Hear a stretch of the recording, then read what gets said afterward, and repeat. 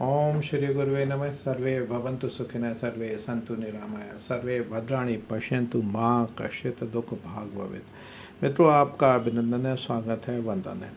आज हम चर्चा करते हैं गुरुवार को सरदार वल्लभ भाई पटेल इंटरनेशनल एयरपोर्ट से उड़ान भरते ही AI 423 बोइंग 787-8 ड्रीम लाइनर जो 1:38 पर उड़ा था, कुछ ही सेकंड्स के बाद मेडिकल कॉलेज की हॉस्टल में जहाँ मेस थी वहाँ पर जाके गिरा। पहले पेड़ से टकराया और पेड़ से टकराने के बाद हॉस्टल में गिरा। आप सबने यह दृश्य देखा है। तो कुछ प्रश्न हैं। सबसे बड़ा प्रश्न है कि क्या बात हो सकती है, क्या वजह हो सकती है कि ये प्लेन क्रैश हुआ। इसको सबसे सुरक्षित प्लेन माना जाता है। बोइंग 787-8 ड्रीम लाइनर जो है अमेरिका की कंपनी के द्वारा बनाया गया है और ये सबसे सुरक्षित विमानों में से एक है। इसकी दुर्घटना होने की संभावना 1 करोड़ में 1 होती है, जो कि नेग्लिजिबल है। तो फिर भी इतनी बड़ी दुर्घटना घटी है, तो इसकी जांच कई एजेंसियां कर रही हैं। तात्कालिक रूप से कई प्रश्न हमारे दिमाग में हैं कि दुर्घटना क्यों हुई और उसके क्या क्या कारण हो सकते हैं। तो क्या कोई इसमें टेक्निकल खराबी है या कोई मानवीय त्रुटि है या कोई आतंकवादी गतिविधि का शिकार हुआ है, कोई आतंकवादी भी इस तरह से कोई कार्य कर सकता है, ये संभावनाएं हैं। देखिए, संभावनाएं हैं। मैं आपको बता दूं कि कुछ एजेंसियां जो जांच कर रही हैं वो तो 8 से 9 एजेंसियां इसमें जांच में लगी है।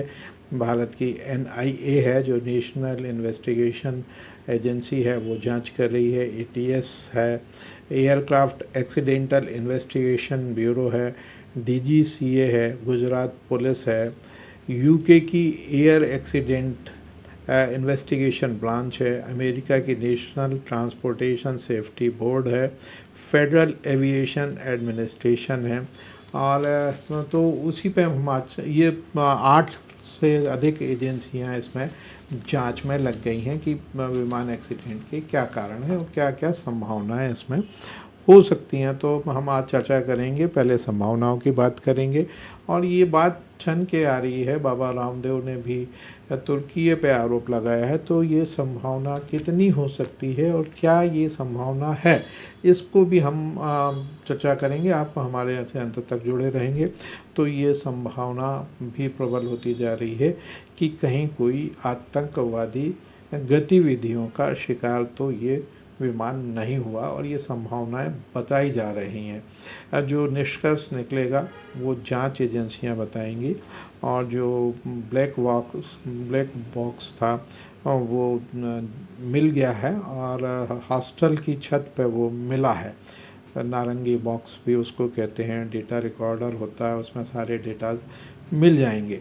मगर प्राथमिक तौर पर क्या क्या उसकी वजह हो सकती हैं दुर्घटना की, तो पहले तो एक बात करते हैं कि एक आपने सुनी होगी, होनी तो होए अनहोनी ना होए। एक बड़ा अच्छा स्लोगन है, होनी तो होए अनहोनी ना होए, जाको राको राखें साइयाँ, मार सके ना कोई, जो जग बैरी होए।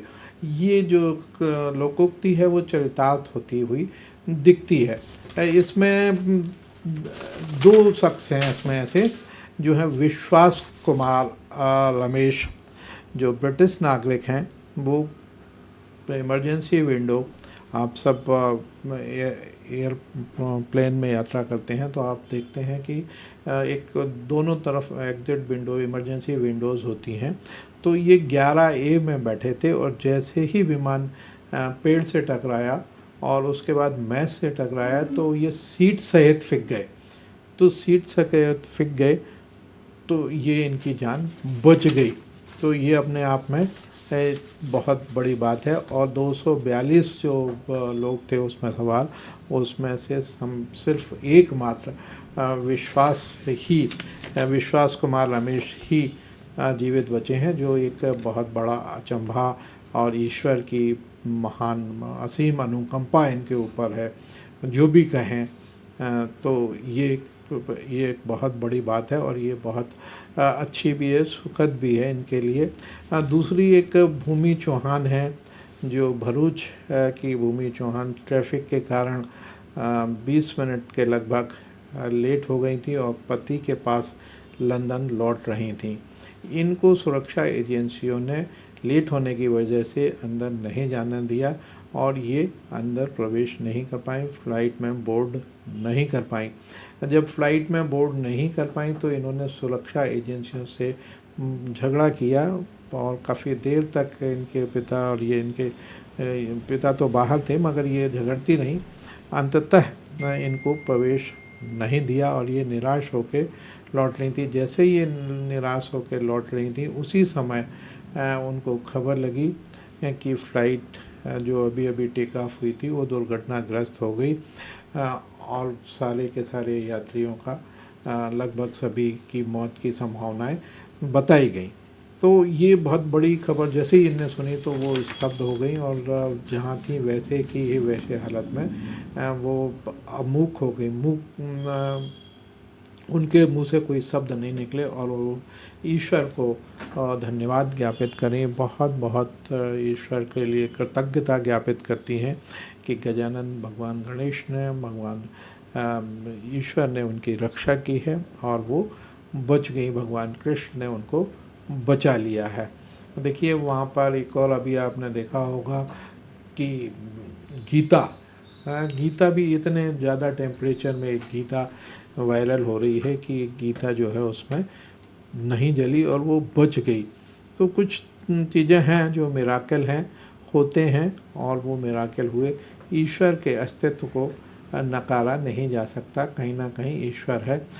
तभी जो विश्वास कुमार रमेश ब्रिटिश नागरिक हैं, वो उस इतनी बड़ी दुर्घटना में जीवित निकले। तो वही मैंने आपको बताया, होनी तो होए अनहोनी ना होए, जाको रखे साइयाँ मार सके ना कोई, जो जग बैरी होए। इस लोकोक्ति को चरितार्थ किया है। अब हम कुछ संभावनाओं पर बात करते हैं कि संभावनाएं क्या क्या हो सकती हैं जो आ रही हैं छन छन के।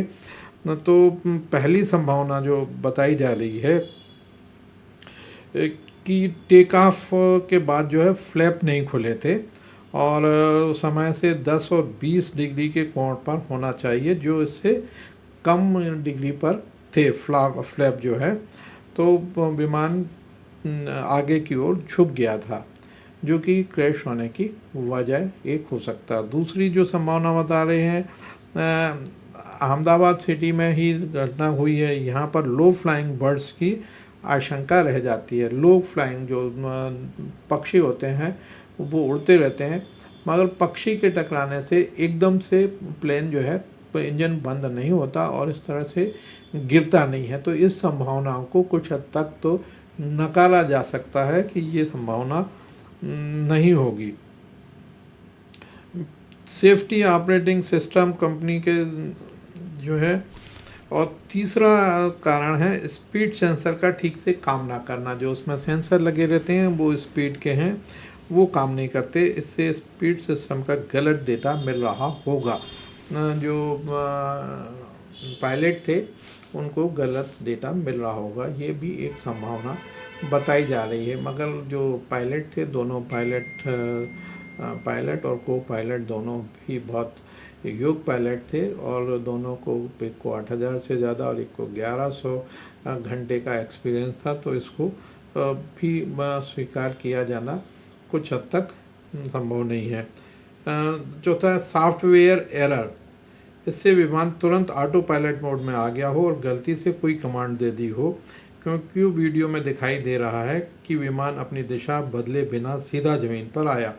तो ये संभावना है कि कहीं से बैठ के किसी ने हैक किया हो ये सिस्टम और हैक हुआ हो। देखिए ये संभावना है, मैं जो भी निर्णय तो जांच से एजेंसियाँ देंगी, मगर जो चर्चाएं हैं और जो संभावना है उस पर हम अपने से चर्चा कर रहे हैं, विचार कर रहे हैं। ओवरवेट यदि ओवरवेट ज़्यादा भार के चलते भी विमान की ऊंचाई खो देने की समस्या आ सकती है। मित्रों, उसमें 1.25 लाख लीटर फ्यूल भरा हुआ था, मगर ये ओवरवेट की समस्या के कारण नहीं गिरा, क्योंकि ये इतना फ्यूल उसमें हमेशा भरा जाता है और इसमें यात्रियों की क्षमता भी इससे अधिक थी।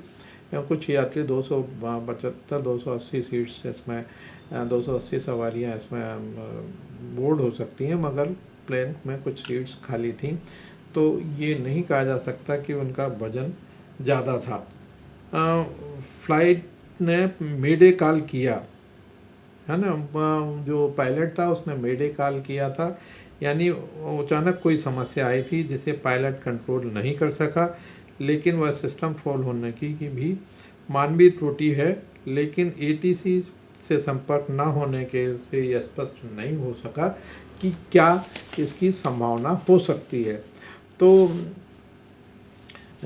मित्रों, अब जो संभावनाएं हैं वो डिजिटल फ्लाइट डेटा रिकॉर्डर, यानी जो ब्लैक बॉक्स है, डिजिटल फ्लाइट डेटा रिकॉर्डर मिल गया है जो हॉस्टल की छत पर था। उसमें विमान की ऊंचाई, गति, इंजन की तकनीकी जानकारी, डेटा, कॉकपिट, वॉइस रिकॉर्ड रहती है। ये जब सुना जाएगा, खोला जाएगा, तो ये सारी चीज़ें देखा जाएगा, तो ये सब चीज़ें मिलेंगी। मैंने आपको बताया विमान में 1.25 लीटर ईंधन था, और जब विस्फोट हुआ, जब ये गिरा, तो एकदम से उसमें आग लग गई और 1000 डिग्री सेल्सियस का तापमान वहाँ पे हो गया, जिससे कोई भी वहाँ नहीं बचा। अभी तक जो उसमें 242 यात्री थे, उसमें से 241 की मौत हुई है। इसमें भारतीय 169 ब्रिटिश नागरिक थे और 7 पुर्तगाली और 1 कनाडाई नागरिक था। इसके अलावा जो हॉस्टल थी उसमें कार्य करने वाले कर्मचारी, ट्रेनी डॉक्टर्स, उनके परिवार के सदस्य, रिश्तेदार मिला करके 275 से अधिक लोगों की मौत अभी तक होने की पुष्टि हुई है। डीएनए टेस्ट चल रहा है और काफ़ी लोगों के जो शव हैं 1000 डिग्री में बॉडी पहचान में नहीं आ रही है, जल चुके हैं। तो ऐसे में कुछ भी सभी की आइडेंटिफिकेशन भी अभी नहीं हो पाया है। जो ब्लैक बॉक्स जो बचा है वो टाइटेनियम का बना होता है, नारंगी कलर का है, वो नारंगी बॉक्स भी बोलते हैं। गुरुत्वाकर्षण से 3400 गुना अधिक बल यह सह सकता है। 3400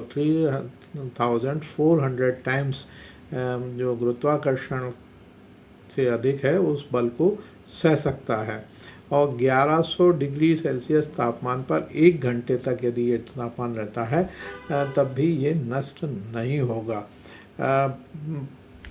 पानी में 6 से 7 हज़ार मीटर गहराई तक 30 से 40 दिन तक ये बचा रह सकता है।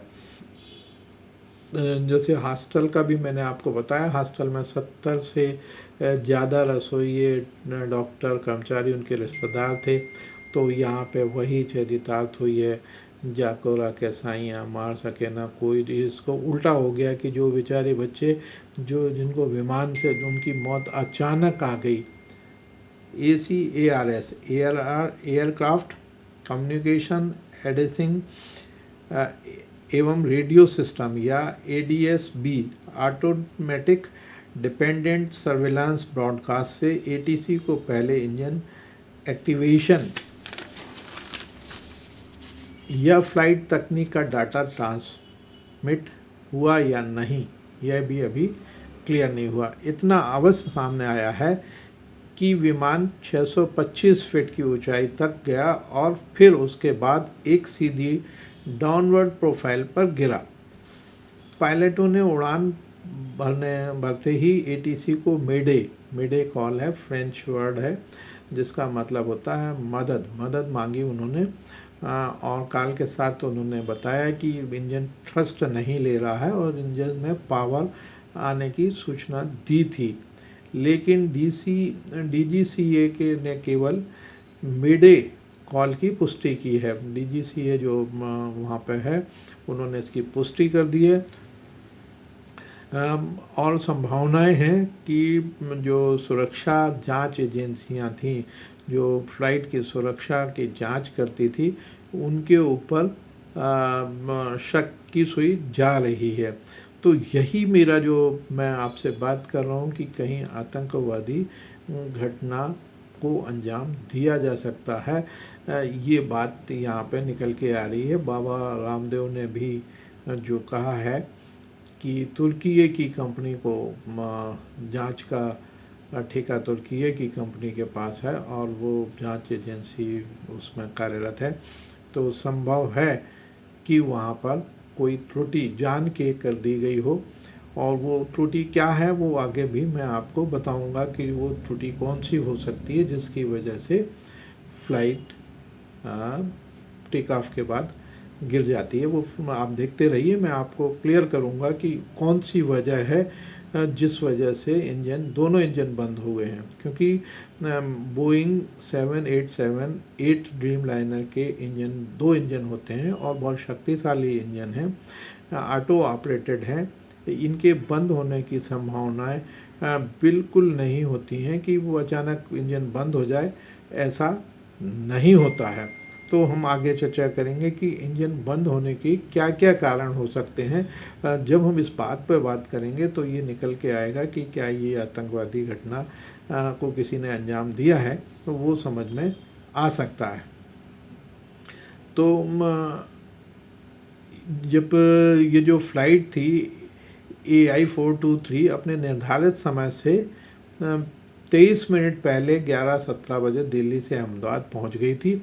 इसको जांच के लिए पर्याप्त टाइम मिला था। दुर्घटना के पहले भी लाइन मेंटेनेंस इंजीनियर और तकनीशियनों ने इसकी जांच की थी। ट्रांजिट जांच में 30 से 60 मिनट का टाइम लगता है, परंतु गुरुवार को लंदन की इस फ्लाइट की जांच में A1171 जो थी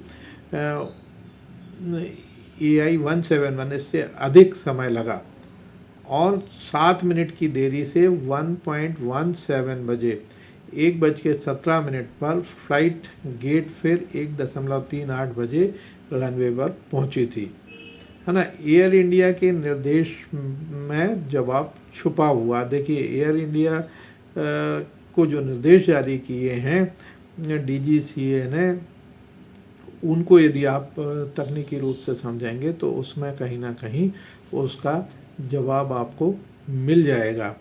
क्या निर्देश हैं इनको आप देख लें। पहला निर्देश है जो सबसे पहला है फ्यूल पैरामीटर मॉनिटरिंग। सबसे पहला देखिए, फ्यूल पैरामीटर मॉनिटरिंग। दूसरा, cabin air compressor system. Cabin में जो एयर कंप्रेसर सिस्टम होता है वो है। फिर इलेक्ट्रॉनिक इंजन कंट्रोल टेस्ट है। इंजन फ्यूल एक्चुएटर ऑपरेशन है। ऑयल सिस्टम है। हाइड्रोलिक सिस्टम की जांच है। हाइड्रोलिक सिस्टम की जांच है। और इसके साथ ही पैरामीटर्स के रिव्यू भी करने के निर्देश मिले हैं। और 15 दिनों में ड्रीम लाइनर के सामने आई रिपीटेटिव तकनीकी खराबियों को दूर करने के भी निर्देश दिए हैं।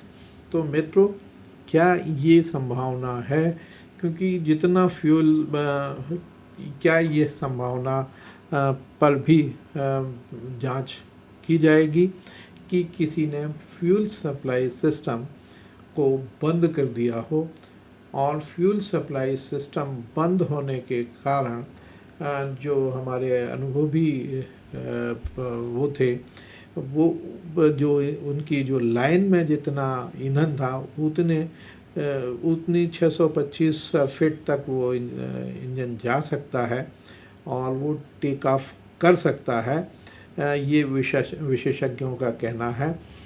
और उसके बाद इंजन एकदम से बंद हुए हैं। तो एकदम से बंद होने का बहुत बड़ा कारण ये है कि उसकी फ्यूल सप्लाई बंद हो गई। अन्यथा इंजन किसी भी हालत में दोनों इंजन बंद नहीं होते। दोनों पायलट अनुभवी थे। तो ये कहना कि उन्होंने उनसे कोई गलती हुई है, इसकी संभावनाएं बिल्कुल नगण्य हैं। क्योंकि जो पायलट थे, एक तो 8,000 से ज़्यादा घंटे का अनुभव था, एक को 1100 घंटे का था, और वो ट्रेनर भी थे। तो दोनों मतलब अपने आप में एक्सपर्ट थे, तो इसकी संभावना नहीं है। एक की संभावनाओं पर जो जांच की जानी है और जो संभावना निकल के आ रही है, तो ये हो सकता है कि कोई अनवांटेड कोई ऐसा व्यक्ति या कोई आतंकवादी के उसमें बीच में सुरक्षा एजेंसी और जांच एजेंसियों के बीच में कोई अनऑथराइज्ड पर्सन घुस गया हो और उसने फ्यूल सप्लाई सिस्टम बंद कर दिया हो, जिसकी वजह से इसकी दुर्घटना हुई। ये मित्रों, ये सब जांच एजेंसियां लगी हुई हैं और ये जो संभावनाएं हैं, संभावनाओं पर विचार करना चाहिए। और जब हम संभावनाओं पर विचार करते हैं, तभी हम उस दृष्टि में जांच की दिशा को जांच को दिशा दे सकते हैं। सारी संभावनाओं पर जहाँ जब भी जांच होती है तो सारी संभावनाओं पर विचार होता है एक एक करके। तो इस संभावना से इनकार नहीं किया जा सकता। बाबा रामदेव ने भी एक इंगित किया है कि तुर्की की एजेंसी को दी हुई है। तो देश की जितनी भी एयरपोर्ट हैं, उसमें जो सुरक्षा एजेंसियां हैं, वो देश की ही लगाई जाएं तो वो ज़्यादा इफ़ेक्टिव होंगी और वो ज़्यादा विश्वसनीय हो सकती हैं। या हमारे मित्र राष्ट्र हों, अभी हाल ही में हमारे जो तुर्की के ने जो है पाकिस्तान और ऑपरेशन सिंदूर के समय में पाकिस्तान का खुल के साथ दिया था, तो इस संभावनाओं को इनकार नहीं किया जा सकता। बहुत बड़ी फ्यूल देखिए, 2-3 संभावनाएं। इंजन कभी एकदम से बंद नहीं होता। स्पीड टेक ऑफ, ये 1,25,000 लीटर ईंधन, ये इतना तो सदैव उसमें रहता ही है, हमेशा ही होता है। और ये कोई असामान्य बात नहीं थी कि उसमें वजन तो वो कम था, क्योंकि उसमें और पैसेंजर बैठे थे। तो ये संभावनाएं तो नहीं हैं। और इंजन फेल होने का कारण ईंधन की खराबी भी होती है। तो इसमें ईंधन में कचरा हो तो थोड़ा सा देर बाद वो इंजन स्टार्ट हो जाता है, मगर यहाँ पर इंजन बंद हुआ है। तो 2 इंजन बंद होना मतलब उसको फ्यूल नहीं मिल रहा है, जिसके कारण वो बंद हुए हैं। और भी कोई तकनीकी कारण हो सकते हैं, मगर ये एक बड़ा कारण निकल के आ रहा है। और जांच एजेंसियां अपने काम कर रही हैं और जो ब्लैक बॉक्स है उसकी स्टडी से और जांच एजेंसियां अपना निष्कर्ष निकालेंगे।